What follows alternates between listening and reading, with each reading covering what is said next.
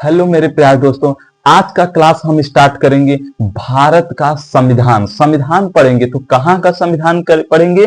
पहले भारत का संविधान पढ़ेंगे, ठीक है। आपके एग्जाम में कोई भी एग्जाम दीजिए, कंपटीशन से रिलेटेड कोई भी एग्जाम दीजिए, उसमें तो संविधान पूछता ही है, ठीक है। तो संविधान को हम बारी बारी से समझते हैं। संविधान क्या? आज का क्लास फर्स्ट क्लास है भारत का संविधान। तो देखते हैं भारत का संविधान क्या होता है। देखिए, भारत में इतने राज्य हैं। अब इस राज्य भारत में इतने सारे राज्य हैं। अब देश, भैया देखिए, देश का निर्माण कैसे होता है? छोटे छोटे राज्य मिलकर के एक देश का निर्माण करते हैं। तो उस देश में कुछ नियम कानून होता है, उस नियम कानून को कहीं ना कहीं लिखा होगा। तो भारत में उस नियम कानून को एक ऐसा बुक है, ठीक है, उस बुक का नाम है भारत का संविधान। उस बुक का नाम है भैया भारत का संविधान। और इसी संविधान में भारत में जो भी कुछ नियम कानून है इसी संविधान में लिखा गया। अब बात आती है, सर जी ठीक है, इसी भारत के संविधान में भारत में जितने भी नियम कानून है, जितने भी डिपार्ट है, कितने डिपार्ट है, सब इसी में लिखा गया। लेकिन ये लिखा कौन है, ये भी बात आती है, ठीक है। तो बहुत इंपॉर्टेंट है, आप लोग जानते होंगे, डॉक्टर भीमराव अंबेडकर। किसने लिखा भैया? डॉक्टर भीमराव अंबेडकर जी ने लिखा था। डॉक्टर भीमराव अंबेडकर जी ने लिखा था भारत के संविधान को। तो संविधान के रचयिता किसे कहते हैं? डॉक्टर भीमराव अंबेडकर जी को। अब देखते हैं भैया, भारत के संविधान में इतना इतना नियम कानून, उसको कोई न कहीं पॉइंट वाइज लिखा होगा, ठीक है। देखिए, भारत के संविधान में अगर हम भाग की बात करें, सर जी ये भाग क्या है? तो भाग कह सकते हैं चैप्टर। आप बुक पढ़ते होंगे, तो बुक में कुछ है ना, कुछ जैसे लेसन होता होगा, चैप्टर होगा, 1 चैप्टर, 2 चैप्टर, 3 चैप्टर, 4 चैप्टर, ऐसे चैप्टर होता होगा। तो वैसे संविधान में लेसन है, उस लेसन को, चैप्टर को कहते हैं भाग। संविधान में क्या कहेंगे? उसे भाग कहेंगे। तो कितने चैप्टर है भारत के संविधान में? कितने भाग हैं? 22 भाग है। अब यह उस चैप्टर के अंतर्गत, उस लेसन के अंतर्गत आपको हेडिंग होगा, ठीक है, कुछ ना कुछ पॉइंट होगी। तो संविधान में इस पॉइंट को कहा गया है, इस हेडिंग को कहा गया है अनुच्छेद। क्या कहा गया है? अनुच्छेद। और अनुच्छेद की संख्या कितनी है? 395 अनुच्छेद है। भारत के संविधान में 395 अनुच्छेद हैं। अब अगली पॉइंट आती है अनुसूची। अक्सर जी कहेंगे अनुसूची क्या होती है, जरा ध्यान सुनिएगा। अनुसूची की संख्या पहले 8 थी, अब क्या आदमी हो गई है? 12 हो गई। पहले का नहीं ध्यान रखना है, अब का ध्यान रखना है, ठीक है। ठीक है, पहले का कौन ध्यान देता है? अब देखो अब क्या चल रहा है, ठीक है। तो हमने क्या कहा? देश को चलाने के लिए एक नियम कानून की आवश्यकता होती है, वह नियम कानून भारत के संविधान में लिखा गया है, ठीक है। इसके लिखने का दायित्व डॉक्टर भीमराव अंबेडकर जी को सौंपा गया था। उन्होंने संविधान को बड़ी खूबसूरती से लिखा है। तो संविधान में 22 भाग है, अनुच्छेद की संख्या 395, अनुसूची 8 है। तो सही, अनुसूची क्या होता है? देखिए, देश जब आजाद हुआ था उस समय देश को नियम कानून, उस समय का कंडीशन को देकर के नियम कानून बना के चले गए थे। लेकिन संविधान तो चलेगा कई सौ साल, ठीक है, संविधान तो चलेगा कई सौ साल। तो मान लीजिए देश में कोई करेक्शन करना हो, या कोई सुधार करना हो, या कुछ ऐड करना हो, कुछ नियम कानून, तो उसे अनुसूची में लिख करके चिपका दिया जाता है, ठीक है। अभी हम अनुसूची आपको पूरा डिटेल बताएंगे, ठीक है। अब चलते हैं, हम पहले पूरा क्रम बाय क्रम पढ़ेंगे। पहले भाग 1 पढ़ेंगे, भाग 2 पढ़ेंगे। अब भाग 1 में कुछ न कुछ अनुच्छेद आता होगा, भाग 2 में कुछ न कुछ अनुच्छेद आता होगा। तो पढ़ना स्टार्ट करते हैं। तो पहले हम क्या पढ़ेंगे? भाग 1 पढ़ेंगे। क्या पढ़ेंगे? भाग 1 पढ़ेंगे, ठीक है। चलें, देखिए, अब हम स्टार्ट करते हैं भाग 1। भाग 1, तो सर जी कहें कि भाग, देखिए भाग 1 एक चैप्टर है, एक लेसन है, ठीक है। अब भाग 1 का नाम क्या है? संघ एवं उसका संघ एवं क्षेत्रफल। संघ एवं उसका क्षेत्रफल, ठीक है। इस भाग 1 का क्या नाम है? संघ एवं उसका क्षेत्रफल, ठीक है। अब इस भाग 1 के अंतर्गत कितने अनुच्छेद आते हैं? हमने कहा था इस चैप्टर के अंदर कुछ ना कुछ हेडिंग होगी, कुछ ना कुछ पॉइंट होंगे। तो भाग 1 के अंतर्गत कितने अनुच्छेद आएंगे भैया? तो 1 से लेकर के अनुच्छेद 4 तक आएगा। शायद इतनी सी बात हमारी आपको समझ में आ गई होगी। हम देखिए, हम भाग 1 पढ़ रहे हैं। भाग 1 का नाम है संघ एवं उसका राज्य क्षेत्रफल, और अब भाग 1 में अनुच्छेद 1 से 4 पढ़ना है। तो हम पढ़ते हैं अनुच्छेद 1। देखिए, पूरा सिस्टमैटिक ढंग से चल रहे हैं, ध्यान से पढ़ेंगे तो बाकी सब समझ में आएगा। नहीं समझ में आएगा तो कमेंट में बताइएगा, फिर से बताया जाएगा। ठीक है, हम बात करते हैं यहाँ पर अनुच्छेद 1 की। देखते हैं अनुच्छेद 1। अनुच्छेद 1 कहता है भारत राज्यों का संघ है। क्या है? भारत राज्यों का संघ है। भारत राज्यों का संघ है। इसका मतलब क्या है सर जी? भारत, देखिए, भारत क्या राज्यों का संघ है, छोटे छोटे राज्य मिलकर के भारत एक देश का निर्माण किया है। लेकिन यहाँ पे कौन वाला संघ है? संघ तो अगर संघ की हम बात करते हैं तो संघ 3 तरीके का होता है। संघ कितने तरीके का होता है? 3 तरीके का होता है। एक होता है कन्फेडरल, कन्फेडरल। एक होता है कन्फेडरल, जिसे आप हिंदी में कह सकते हैं परिसंघ। कन्फेडरल का हिंदी क्या होगा? परिसंघ होगा। एक होता है फेडरल, फेडरल, इसे हम कहते हैं संघ। फेडरल को हम क्या कहते हैं? संघ।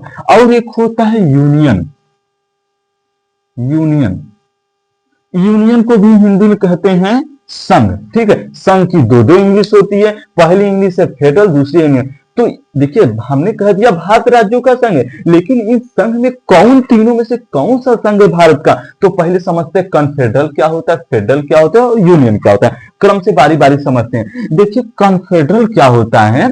इसमें छोटे छोटे राज्य आपस में मिल करके और अपनी थोड़ी थोड़ी शक्तियां केंद्र सरकार को दे देती है, और केंद्र सरकार कहती है कि हम पर आप नियम कानून बनाइए। लेकिन ये राज्य कभी भी एक दूसरे से अलग हो सकते हैं, एक समझौते के आधार पर जुड़े होते हैं। यदि समझौता टूटा तो ये राज्य कभी भी अलग हो सकते हैं। ठीक है, आपको कन्फेडरल शायद समझ में आ गया होगा। अब चलते हैं फेडरल पर। फेडरल को कहते हैं संघ।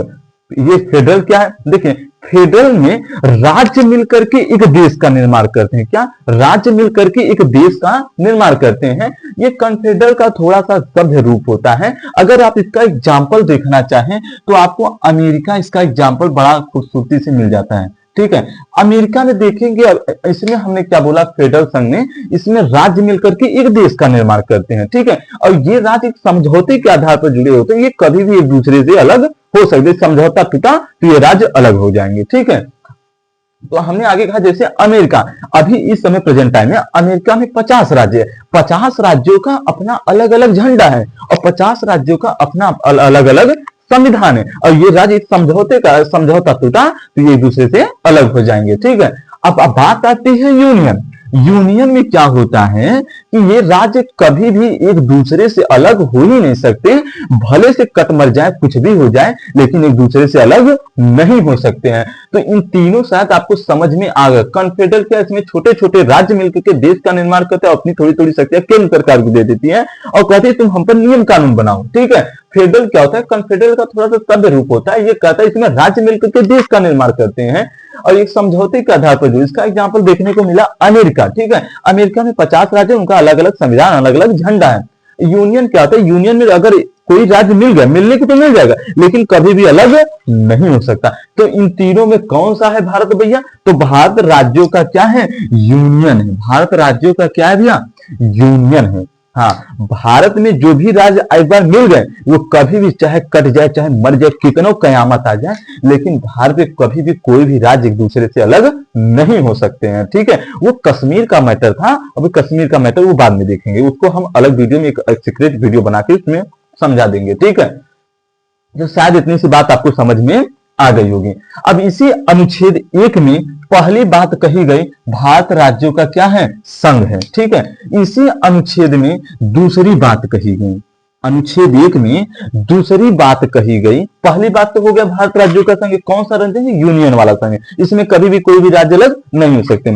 और इसी में दूसरी बात की गई कि राज्यों को पहली अनुसूची में रखा गया है। इसमें दूसरी बात कही गई, राज्यों को पहली अनुसूची में रखा गया है।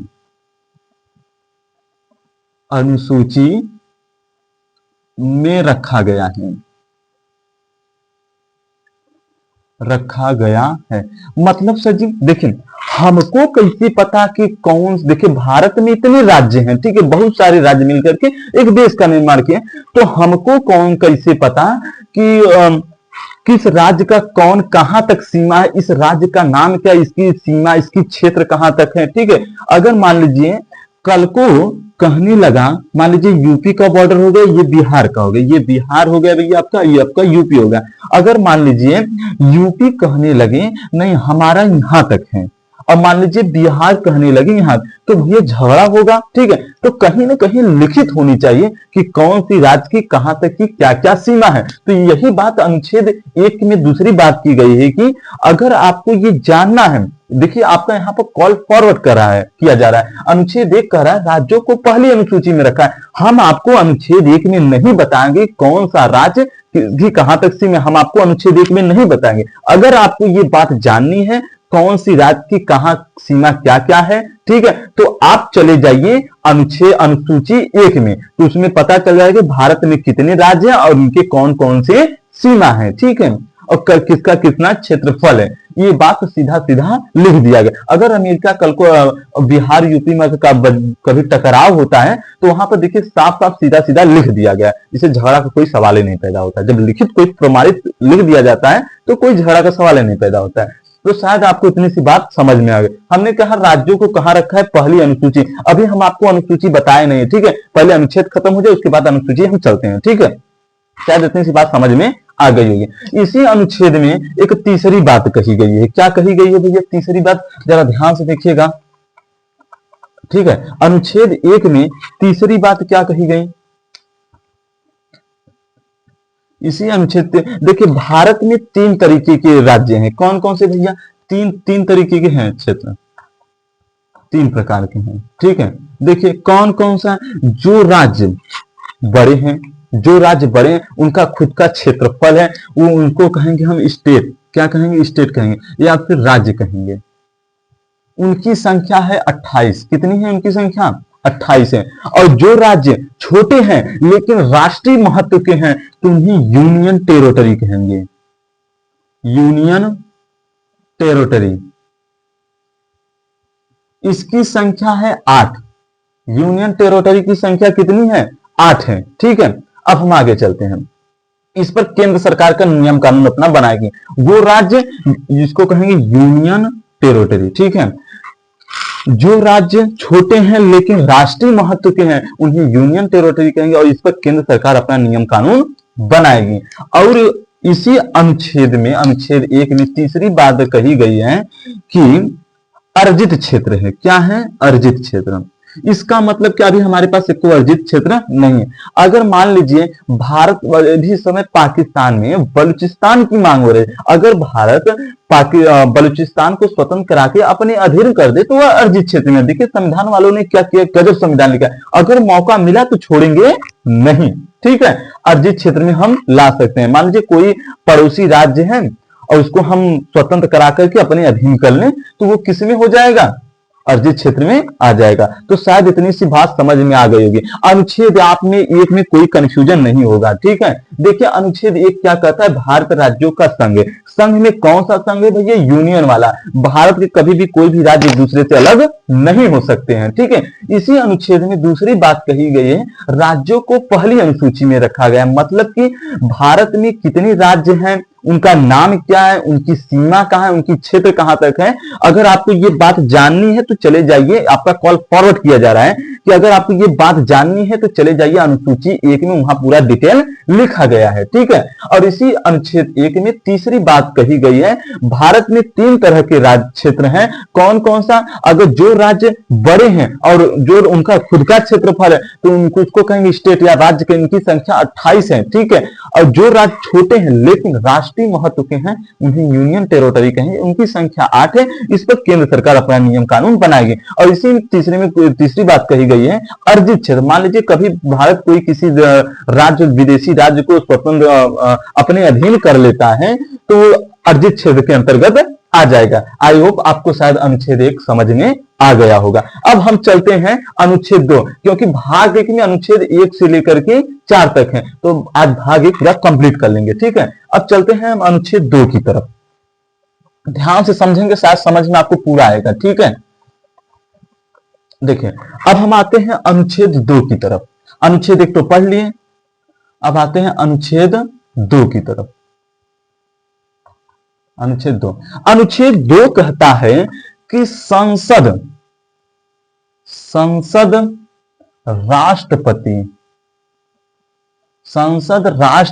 के पूर्व अनुमति से किसी भी विदेशी राज्य को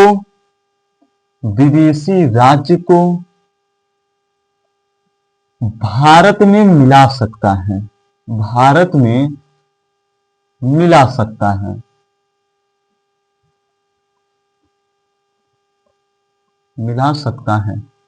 देखिए इसका मतलब क्या है, देखिए इस देश में संसद होता है। ठीक है, भारत के संविधान में, भारत के नियम कानून में, ठीक है, ये संसद को ये अधिकार है कि वो राष्ट्रपति से अनुमति ले लेगा। अनुमति का मतलब ये नहीं उसके सामने जाके गिड़गिड़ाएगा, भैया हमको तुम अनुमति दे, बस सूचना दे देगा। क्या समझे, सूचना दे देगा। ठीक है, सूचना ये देगा कि हम फला राज्य को मिलाने जा रहे हैं, कोई विदेशी राज्य है उसको भारत में मिलाने जा रहे हैं। अब भैया राष्ट्रपति इस पर हस्ताक्षर करने के लिए क्या होंगे, बाध्य होंगे। अगर राष्ट्रपति हस्ताक्षर नहीं करते हैं तो उन पर महाभियोग लगा दिया जाता है। अब ये महाभियोग क्या है, राष्ट्रपति को अपने पद से बड़े प्यार से हटा देना ही क्या कहलाता है, महाभियोग कहलाता है। ठीक है, शायद इतनी सी बात समझ में आ गई थी। देखिए भारत के संसद को यह अधिकार है, वो किसी भी विदेशी राज्य को भारत में मिला सकता है और राष्ट्रपति से अनुमति ले लेगा। राष्ट्रपति को बस सूचना भर दे देगा कि हम विदेशी राज्य को मिलाने जा रहे हैं। ठीक है, अब उस पर राष्ट्रपति क्या होंगे भैया, बात मानने के लिए वो तैयार होंगे। ठीक है, अभी ये भी बताएंगे राष्ट्रपति क्यों भैया बाध्य है उस पर हस्ताक्षर करने के लिए। ठीक है, अब देखिए क्या भारत कभी किसी ऐसे विदेशी राज्य को मिलाया है भारत में? हाँ मिलाया है। जैसे एग्जाम्पल में हम आपको बताते हैं, अगर इस एग्जाम्पल में जैसे सिक्किम को मिलाया था 16 मई 1975 को सिक्किम को मिला लिया था। क्या मिला, सिक्किम को मिला दिया था। कैसे मिलाया था सिक्किम को, ऐसे नहीं मिला लिया था, जरा ध्यान से देखिए, हम आपको थोड़ा डिटेल बता रहे हैं। 16 मई 1975 को सिक्किम को भारत में मिला लिया गया था। ठीक है, देखिए कैसे मिला गया था। सिक्किम के ऊपर था तिब्बत और तिब्बत के ऊपर था चाइना। चाइना ने तिब्बत के ऊपर हमला कर दिया था, उसके अपने अधीन करना चाहता था। तो सिक्किम सोचा तिब्बत के बाद हमारा ही नंबर है, तो सिक्किम डर गया और आया भारत के पास, कह रहा है कि हम आपने मिलना चाह रहे हैं। आप ऐसा ना करिएगा कि हम सिक्किम भैया छोटे परिवार हैं, अब 4 लोगों को झारखंड उठा के रख दो, 4 लोगों को कहीं और बिहार में रख दो, 4 लोगों को यूपी में रख लो। अगर सिक्किम में सिक्किम लोगों की कमी हो जाएगी तो वहां हमको आजाद करो, ये मांग ही नहीं उठेगी। तो भारत ने कहा नहीं, हम वसुधैव कुटुंबकम की संस्कृति से आते हैं, हम भारत, हमारा दिल बहुत बड़ा है। तो देखिए भारत में आके सिक्किम मिला। सिक्किम सबसे पहले देखिए 35वां संविधान संशोधन 35वां संविधान संशोधन के दौरान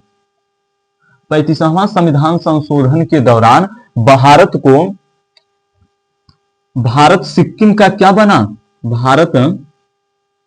सिक्किम भारत का क्या बना,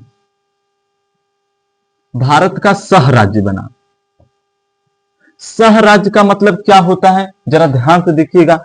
सह राज्य यानी ना ही वो विदेशी राज्य है, ना ही पूर्ण रूप से भारत का राज्य है। ठीक है, एक को डोमिनेंस की तरह। अगर वो कहा अगर हम पहले भारत में 1 साल रहना चाहते हैं, अगर भारत हमको पसंद आया तो हम रह जाएंगे, तो स्वतः ही हम क्या मिल जाए, भारत में मिल जाएंगे। ठीक है, तो 1974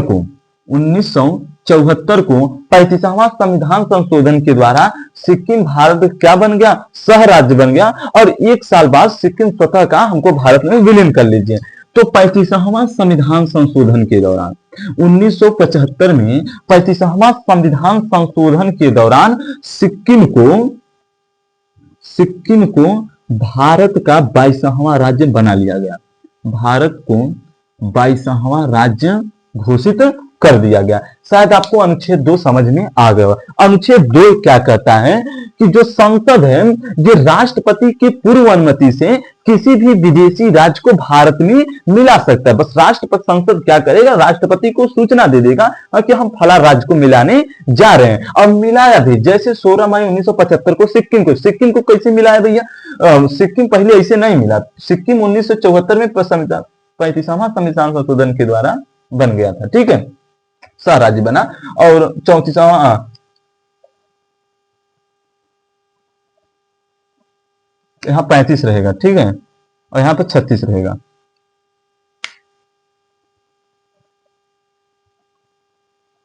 ठीक, 36 रहेगा। चले आगे, ठीक है, देखिए आगे चलते हैं। शायद आपको अनुच्छेद 2 समझ में आ गया होगा। अब आते हैं हम अनुच्छेद 3 आते हैं, ठीक है।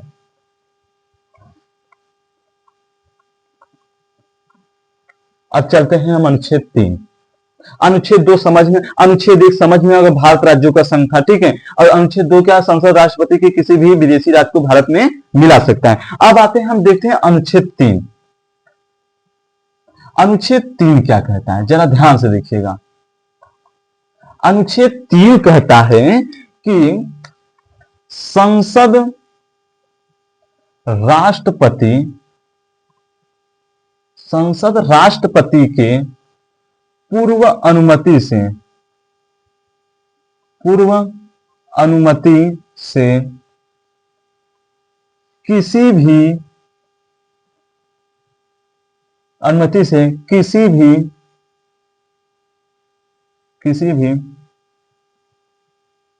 भारत में, संसद राष्ट्रपति के पूर्व अनुमति से किसी भी भारत के राज्यों का नाम, सीमा क्षेत्र में परिवर्तन कर सकता है। देखिए, अब मेरी बात जरा ध्यान से सुनिए। अनुच्छेद 2 तो क्लियर हो गया था। अब अनुच्छेद 3 क्या कहता है, जो संसद है ये राष्ट्रपति की पूर्व अनुमति से, बस संसद क्या करेगा, राष्ट्रपति को एक सूचना दे देगा कि हम फला देश के फला राज्य के उसका नाम सीमा क्षेत्र में परिवर्तन करने जा रहे हैं। और जैसे देखिए क्या भारत में देखिए, अनुच्छेद 2 कहता है विदेशी राज्य को मिला लीजिए, और 2 कहता है जितने भी मिले राज्य हैं उनको तोड़ फोड़ के उनका नाम सीमा क्षेत्र कुछ भी बदल सकते हैं। ये संसद को अधिकार, भले से वहां की जनता मंजूर हो या ना हो, लेकिन ये संसद को अधिकार है तो किसी भी का नाम सीमा क्षेत्र में परिवर्तन कर सकता है, और करा भी है। सर जी कैसे किया है, जैसे मध्य प्रदेश को, जरा ध्यान से देखिएगा, जैसे मध्य प्रदेश से छत्तीसगढ़ को हटा दिया था। मध्य प्रदेश से छत्तीसगढ़ को तोड़ दिया था।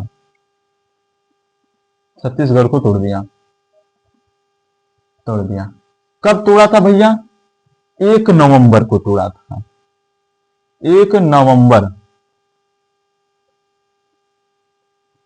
नवंबर सन 2000 में तोड़ दिया था, ठीक है। हमने क्या कहा, संसद को यह अधिकार है कि वो भारत में जितने भी राज्य हैं उनका नाम सीमा क्षेत्र में कोई भी बदलाव कर सकता है, और करा भी। जैसे मध्य प्रदेश से छत्तीसगढ़ को तोड़ दिया 1 नवंबर सन 2000 में तोड़ दिया, और यूपी से उत्तराखंड को तोड़ दिया। यूपी से क्या तोड़ दिया? उत्तराखंड को तोड़ दिया।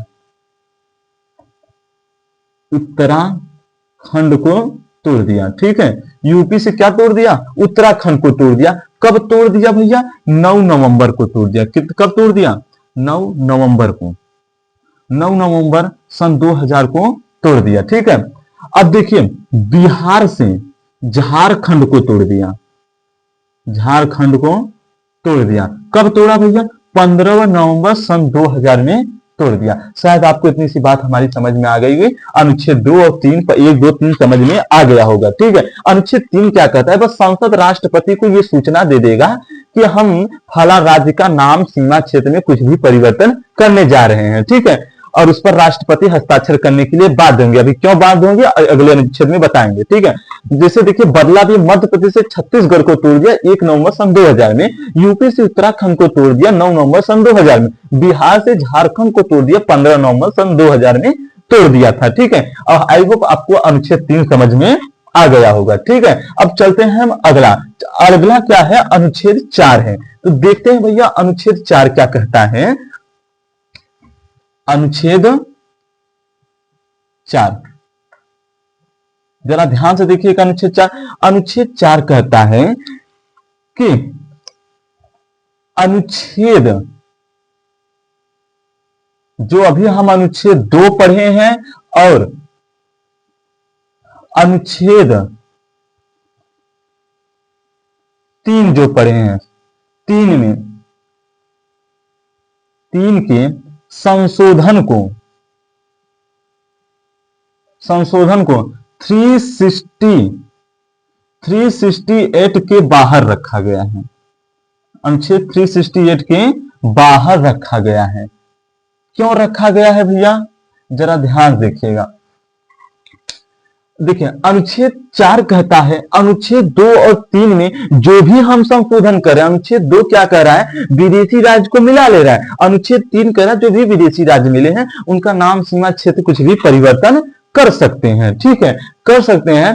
तो उसको अनुच्छेद 2 और 3 के संशोधन को 368 के बाद, जिसको भी जिस अनुच्छेद को 368 के बाहर रखा गया है उस पर राष्ट्रपति हस्ताक्षर करने के लिए क्या होंगे? बाध्य होंगे। उस पर राष्ट्रपति हस्ताक्षर करने के लिए बाध्य होंगे भैया। शायद हमारी आपको इतनी सी बात समझ में आ गई होगी, ठीक है।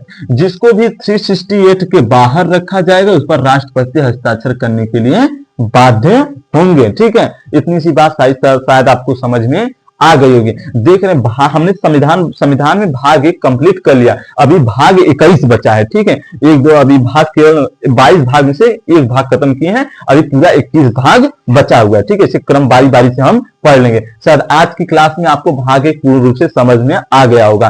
तो थोड़ा देखिए, रिवाइज करते हैं। भाग 1 क्या कह रहा है? भाग क्या था उसका? भाग 1 का नाम क्या था?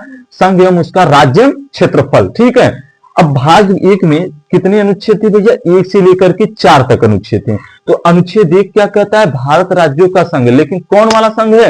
यूनियन वाला संघ है। अनुच्छेद 1 में दूसरी बात कही गई है क्या? राज्यों को पहली अनुसूची में रखा गया। तीसरी बात कही गई है कि भारत में जितने भी राज्य हैं उनके बड़ा क्षेत्र है और उनका खुद का क्षेत्रफल है, बड़े राज्य हैं उनका खुद का क्षेत्रफल है, तो उनकी संख्या इस समय 28 है। जो राज्य छोटे हैं लेकिन राष्ट्रीय महत्व के हैं तो उनको कहां रखा गया है? यूनियन टेरिटरी में। उस पर केंद्र सरकार अपना नियम कानून बनाएगी और इसी में अर्जित क्षेत्र की बात कही गई है, ठीक है।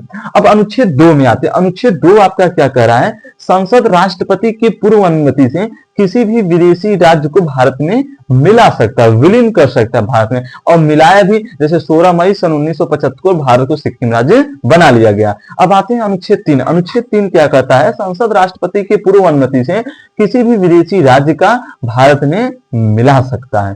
देखिए, मिला तो अनुच्छेद 2 में मिला देता। तीसरी क्या कहता है? संसद राष्ट्रपति की अनुमति से किसी भी विदेशी संसद राष्ट्रपति की अनुमति से कि भारत में जितने भी राज्य हैं उनका नाम, सीमा, क्षेत्र में परिवर्तन कर सकता है, ठीक है, और करा भी है। जैसे मध्य प्रदेश से छत्तीसगढ़ को तोड़ दिया 1 नवंबर सन 2000 में, यूपी से उत्तराखंड को तोड़ दिया 9 नवंबर सन 2000 में, ठीक है। बिहार से झारखंड को तोड़ दिया 15 नवंबर सन 2000 में तोड़ दिया, ठीक है। अब अनुच्छेद 4 क्या कहता है? जो अनुच्छेद 2 और 3 पढ़े हैं हम, जो संशोधन उसमें किए हैं उनको 368 के बाहर रखा। जिसको भी 368 के बाहर रखा गया है उस पर राष्ट्रपति का कोई अधिकार नहीं, उस पर राष्ट्रपति हस्ताक्षर करने के लिए मजबूर होंगे, उस पर बाध्य होंगे। अगर नहीं करेंगे उस पर महाभियोग लगाकर उनके पद से उनको हटा दिया जाएगा, ठीक है। देख रहे हैं डॉक्टर भीमराव अम्बेडकर ने संविधान को कितनी खूबसूरती से रचा है, ठीक है। ऐसे ही भारत का संविधान देश विदेश में भी चर्चा, ठीक है। भारत का संविधान बहुत बड़ा है, बहुत लचीला संविधान है भारत का, ठीक है।